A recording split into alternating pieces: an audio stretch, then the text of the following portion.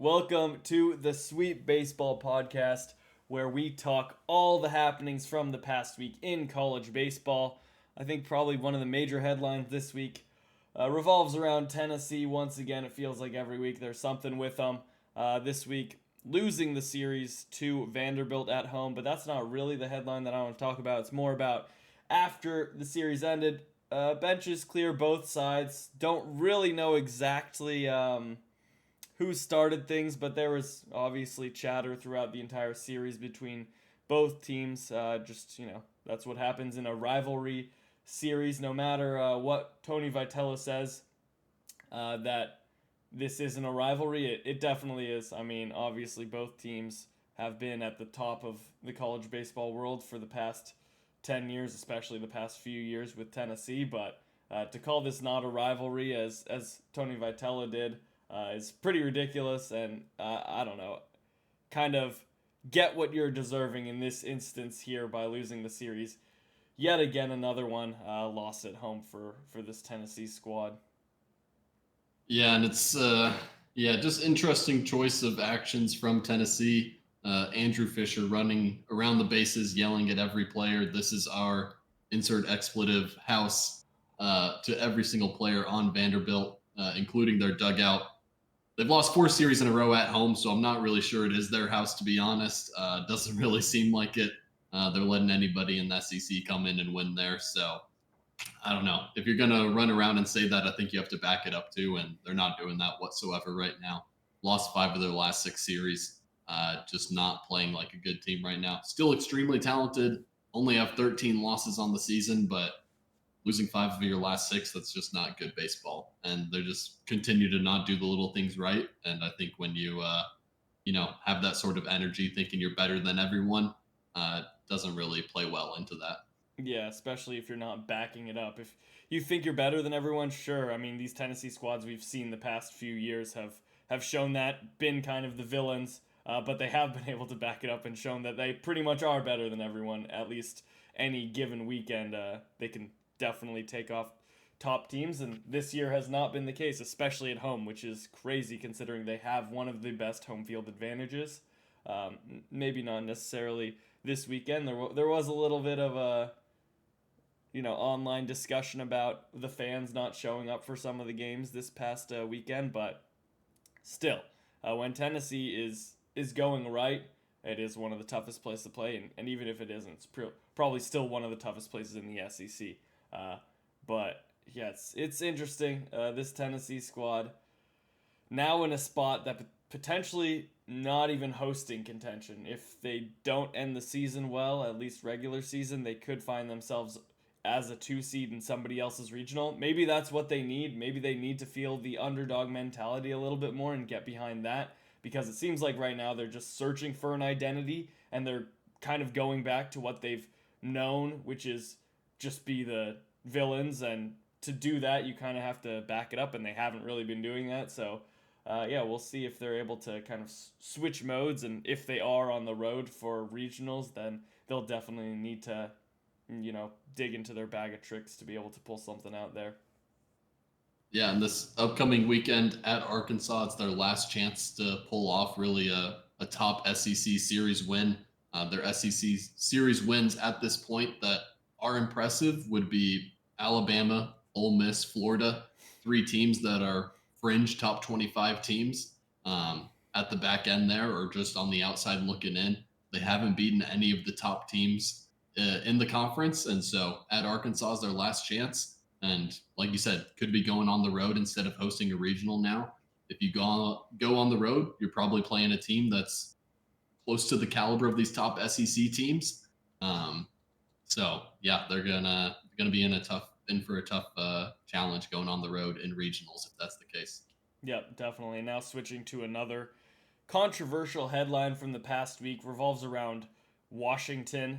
They had a midweek against not a D1 team, Warner Pacific, and they were losing through 6 innings, and then all of a sudden, randomly, inexplicably, the lights just turned out in the stadium. Very strange.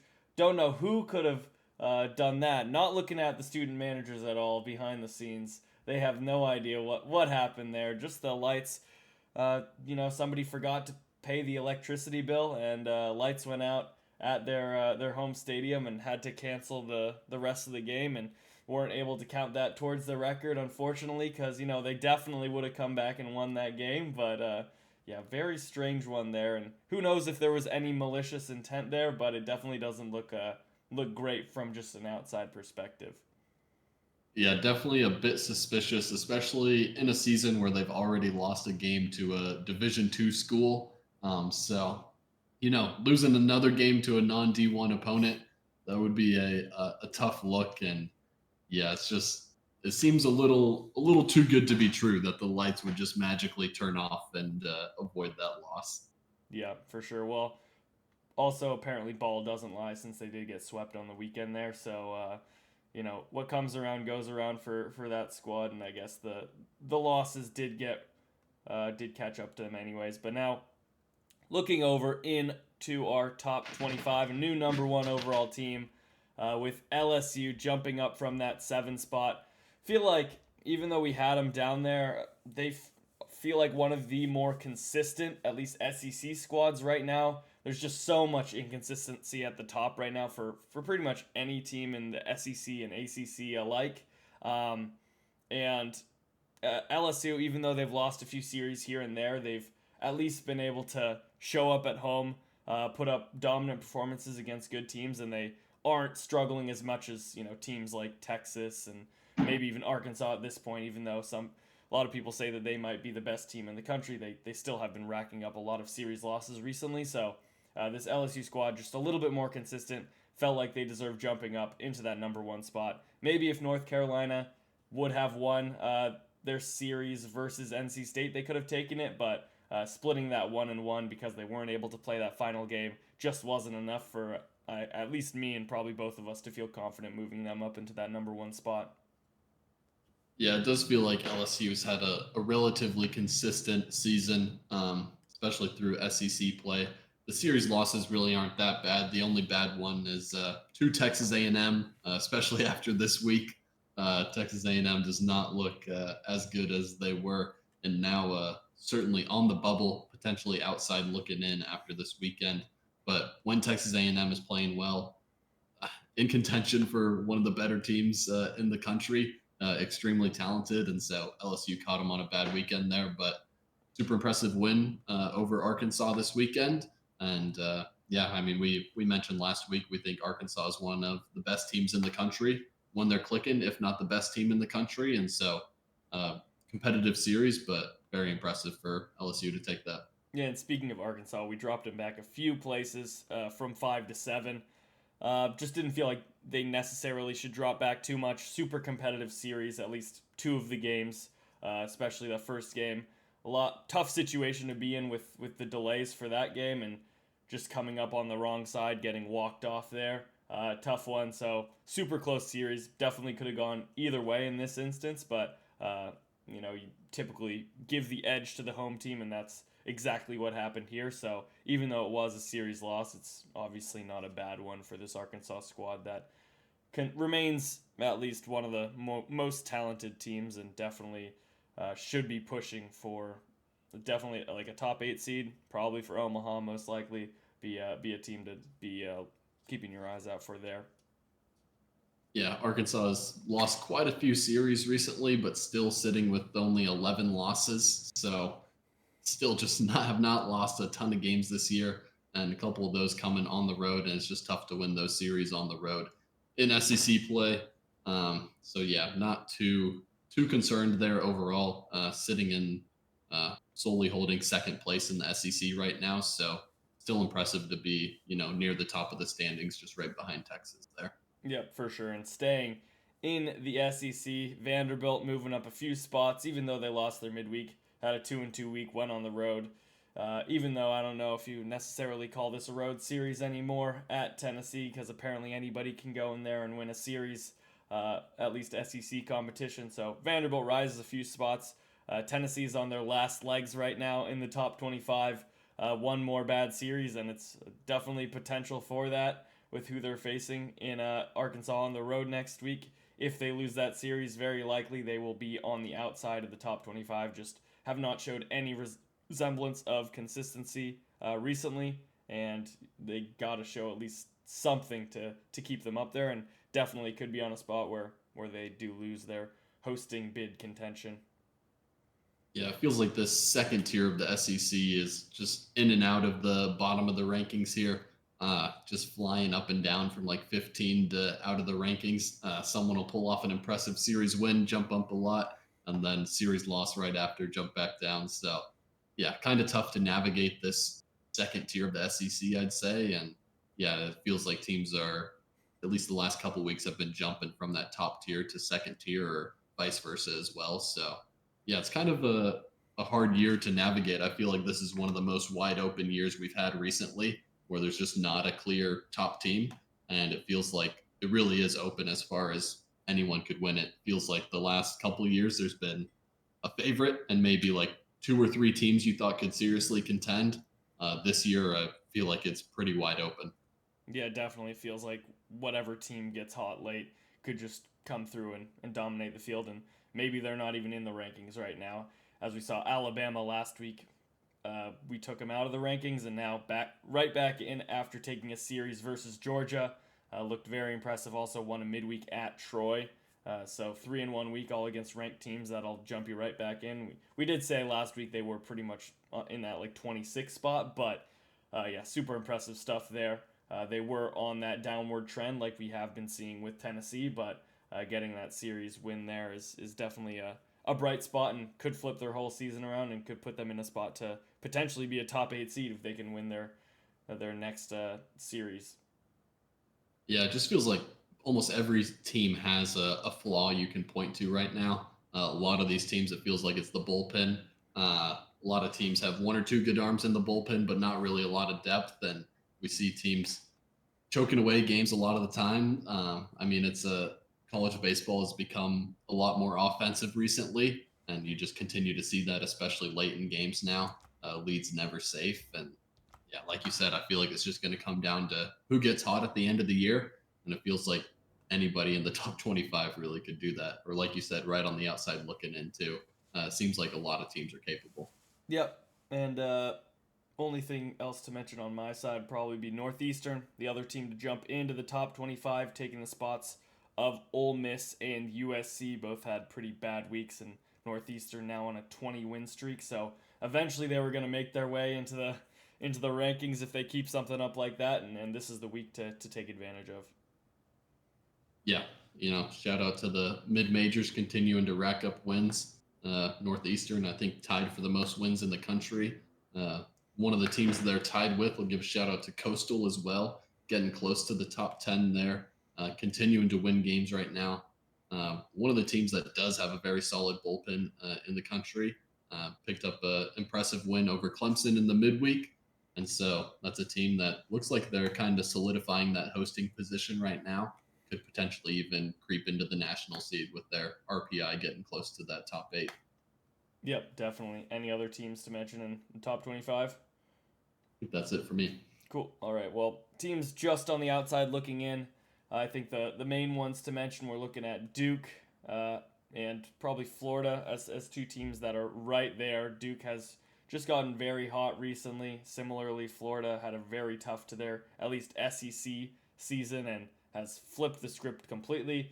A&M was on a similar train, but they completely fell off the tracks with that sweep at home versus Missouri. Just can't happen. Giving them their first conference win and then their current first series win, first sweep. Just a really tough look right there for an A&M team that looked like they were finally figuring things out. Who knows? Maybe this next week they'll show up again and take down another top team. It could definitely happen. Just knowing how much this team fluctuates. But now they're looking at a spot where maybe they don't make the tournament. Looks like they were trending in the right direction. But yeah, both Duke and Florida in spots where, who knows, they could be hosting if things turn out the right direction in the last few weeks of the regular season and then conference tournament play.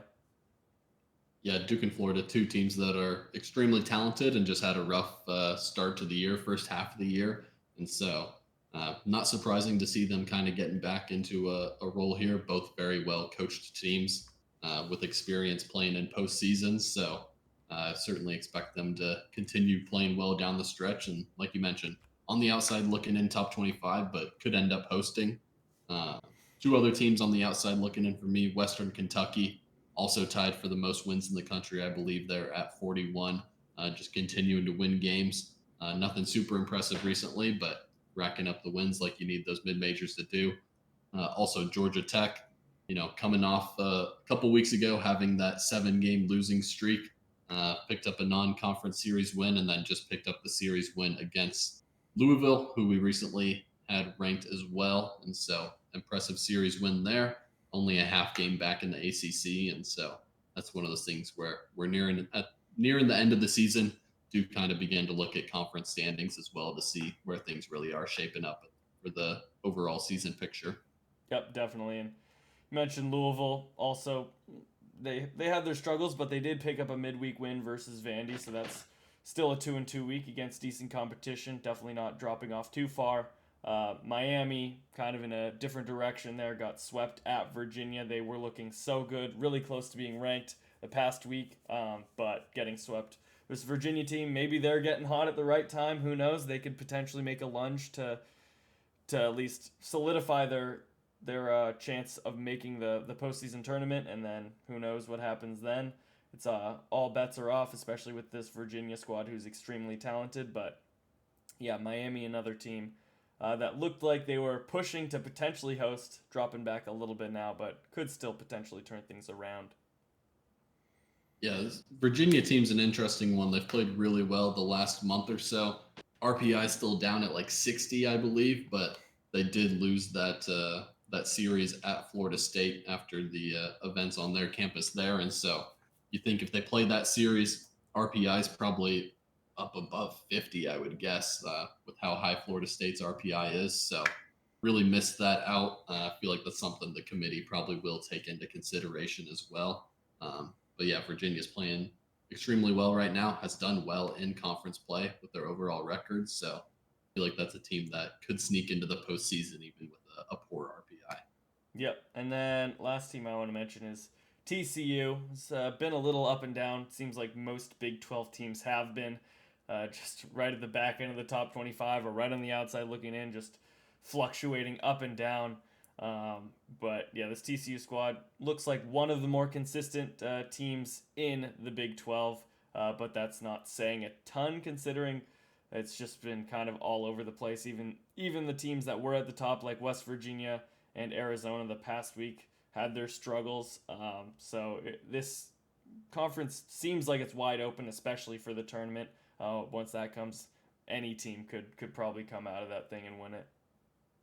Yeah, it seems like for a second there was 3 teams in contention to potentially host out of the Big 12.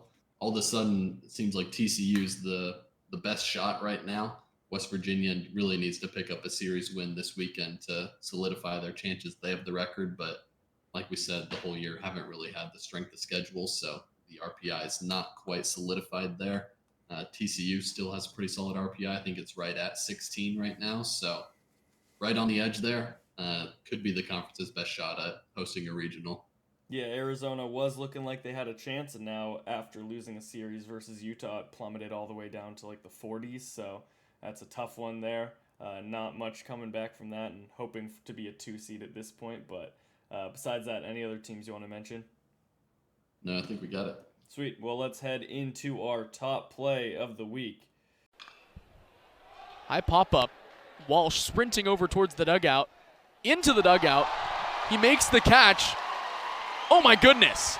They're going to say it's foul because he was on the dugout steps. Mark Wasikowski doesn't think so. So there we had first baseman for Oregon, Jacob Walsh, leaping into the dugout stairwell to catch a foul ball. Haven't really seen a play like this, maybe ever. Usually, people falling over the railing, something like that. But to be able to gauge where the stairs are and leap, make the catch, and then, land on his feet perfectly fine, have that count as an out was a pretty ridiculous play. Yeah, very impressive. Great awareness and knowing where you are in relation to the dugout and knowing the openings there. Yeah, initially wasn't even called an out, but after a lengthy discussion, they overturned it and gave it to him correctly. So, yeah, super impressive play. Yep, and now our player of the week, we're going to be giving it to third baseman for Auburn, Eric Guevara. Really impressive stuff. 12 for 15, 2 home runs, and 9 RBIs on the weekend. Led them to a sweep versus South Carolina. When you're getting on base that many times, it's just going to wreak havoc against, maybe a team that is lesser. Definitely at home should be taking the series and get the sweep there, but have somebody put up a performance like that is really impressive. Yeah, not the best competition in the SEC there. One of the worst teams by a long shot, but absolutely dominated the weekend. And yeah, just impressive stuff to rake for the whole week like that. Yep, now heading over to our series predictions from last weekend. Maybe one of our worst weeks. Did end up with a tie series, so now it makes our records look a lot just grosser in general, with North Carolina and NC State only playing 2 games and splitting them. So we get that tie for both of us. Still ended up myself positive at 3-1-1. Kevin 1-3-1. We thought we were gonna do decent with that Tennessee prediction. Looked like it should have been an easy one, but of course Vanderbilt had other things in their mind getting that series there. I was trying to convince you to switch your prediction to Vandy and hold down the Tennessee hater energy, but you stuck through with them, and maybe that wasn't the best decision here. Yeah, I really didn't think there was any way they'd lose 4 series in a row at home. That's just crazy to do in the SEC. We've seen it year in, year out. The home team tends to dominate, and I do think Tennessee is the more talented team between those two, but just have not played well. And yeah, surprised to see that trend continue. But predicted it at the start of the year, so at least I have that notch on my belt. But yeah, tough week for the series predictions. Really thought that Georgia one would pan out, especially after obliterating Alabama in the first game. Uh, yeah, tough. I think they canceled or postponed the Saturday doubleheader Sunday, and third game was 7 innings, so that didn't help my case either. Yeah, definitely. Definitely a tough one there. I just felt like Alabama had it coming. They hadn't been playing well, but like we mentioned, the home series always leans towards a team that even if they don't have the best resume or maybe how well they've been playing recently, still somehow are able to most likely pull it off. Not in Tennessee's case here, but Alabama, flipping the script in this instance. But besides that, we can look at our upcoming series. A lot of them to pick from for some predictions this upcoming week. Main one is number 2 North Carolina going to number 3 Florida State. This will probably decide who's a top 8 seed. Their RPIs are both pretty good, but only one of them is probably going to be in that range to be a top 8 seed host. The other team will definitely be a host as well, but super important. We have them ranked 2 and 3, so obviously we hold both these teams really, really high, but could go either way here. Yeah, and also Florida State currently in the lead for the ACC regular season title, so big implications there on who comes away with that. I think North Carolina is a game behind, but they do have a little variation in games played given the cancellations throughout the year. So a little difference there, but yeah, big implications as far as national seed ranking, also ACC tournament rankings. So a lot on the line here, and yeah, should be a great series. Yeah, similarly, with those same metrics, we can look at number 5 Oregon going to Iowa. Both teams have specific things they want to accomplish here. For Iowa, it's just probably be the number 1 team in the conference, lock that down for their tournament, and just help boost their RPI in any possible way. They're sitting in the 60s, and they need something. Even as the number 1 team in the conference, they haven't faced the toughest teams, and this is the opportunity to do so here. Boost the RPI as well. They need a lot to go in their favor in order to hold down that number 1 spot, and Oregon is extremely hot right now. They have the opportunity to also become the number one team in the conference if things go right for them. They get a sweep on Iowa, but definitely a lot up for play in this series. Yeah, it's pretty wild right now. Iowa has the lead in the conference. If they drop this series, I feel like they're probably not making the tournament. The RPI is 66 right now, and they just don't have any impressive series wins on the resume. And if they lose this series to Oregon, that would make 3 straight series losses to end the season. That's just not the trend the committee wants to see. And when you pair that with a really poor RPI, it's going to be tough to make a case, especially with no significant series wins there. So a lot on the line for them. And like you mentioned, if Oregon is able to pull off the sweep, could potentially take home that conference title depending on how the UCLA series goes as well. Yeah, if Iowa doesn't win the regular season Big Ten title, then it's going to be tough for anybody to see any reason to put them in to the postseason here. But if they do win, I think they do get a little bit of that benefit of the doubt there. You know, still impressive to win a conference title, so might get that little boost. But speaking of teams looking to win a conference title, it's number 4 Texas going to number 23 Oklahoma. Texas, I believe, has a 1-game lead right now, but it definitely has tightened up a lot the past few weeks. But this is, a rivalry series. Anything could happen. Texas has been struggling recently, but so is Oklahoma. So both these teams looking to turn it around here. Yeah, Texas actually still has a 2-game lead, so super impressive that they've lost back-to-back series and still have a 2-game lead on the conference. Just shows how well they played to start conference play there. But yeah, huge series, rivalry series here. First time these two teams have faced off as SEC opponents, so it'll be interesting to see how this one fares, and love that the lower ranked team is at home for this one, so makes it a little juicier when trying to decide who wins. Yeah, definitely. And yeah, I think that just shows Texas was always sweeping teams, especially at home. There were just a lot of sweeps, so built up a ton of wins there. And, even with a few series losses, they weren't getting swept, at least for the most part. So it's definitely was able to just bank up all those wins, and now relying on that to hopefully finish things off. But speaking of other SEC teams, we got number 24 Tennessee at number 7 Arkansas, though probably the only team that can catch up to Texas in this instance. And Tennessee, who knows, maybe they show up angry in this series. They're on the road. They have been struggling at home, so maybe they need a switch of venue and go up against one of the top teams in the country to turn on and become what the team they were showing they should be for most of the season, and they were showing that they were for half the season. Yeah, this is a tough one. Tennessee's lost 5 of their last 6 series. They're going on the road to one of the best teams in the country. Seems like there's no way they win this series just with the way they've been playing, but that means they probably find a way. Maybe they sweep them on the road. That would be something for sure. But it should be a good series, and it'll be interesting to see, how it goes for Tennessee, because either they're right back in the thick of it in hosting conversation, or I think this series loss would solidify them not hosting pending a deep run in the SEC tourney. Yeah, most likely. But switching to mid-majors, number 18 Southern Miss going to number 15 Troy. Troy trying to make it the whole regular season without losing a series.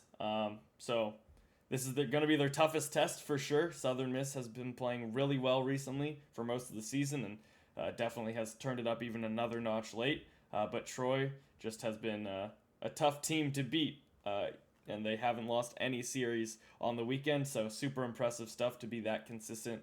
Even though, they're not facing the best teams week in, week out, and they have racked up a lot of losses, a lot of midweeks, and haven't really swept many teams, but they've been consistently winning on the weekends, and that's what you want to see for the most part. Yeah, super impressive that they've won every single series, especially just looking at the record.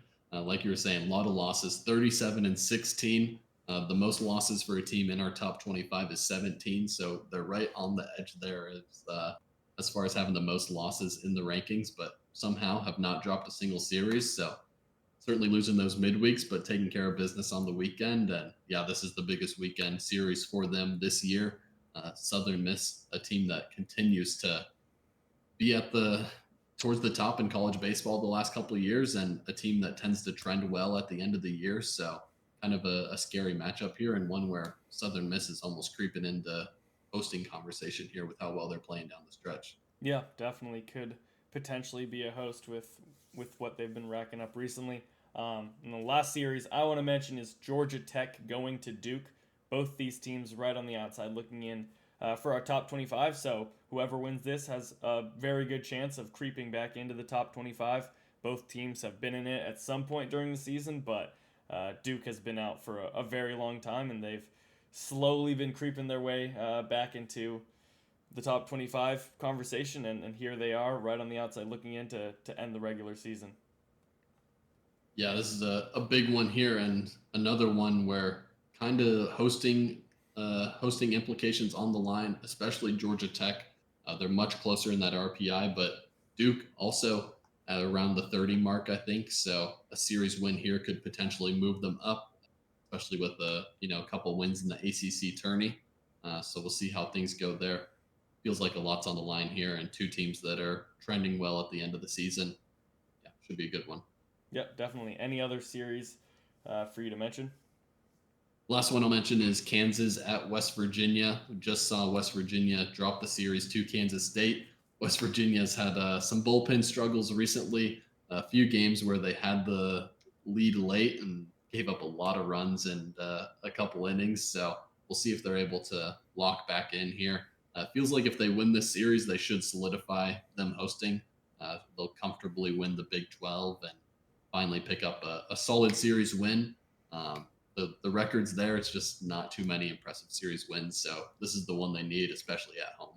Yeah, definitely. Would be nice to finally get that highlighted series where you can look at and say, okay, they finally beat a team that, might have been a top 25 at one point. I know we had Kansas. Kansas State was also a team that was fringe for a while, but Kansas has looked at least a little bit better than Kansas State, but obviously playing them at home gives them a little bit more of an advantage. So West Virginia, yeah, definitely would be nice to see them finally get a solid series win there, especially with what happened last week. But yeah, that is that for I guess this episode of the Sweep Baseball Podcast. Thanks for tuning in, and yeah, we'll see you next week when it is conference tournament time. Super exciting stuff. This is when the action really gets started. Full week of college baseball. Super important games to be played for that. So, yeah, be sure to be tuning in for that. And, yeah, we'll see you then. Peace.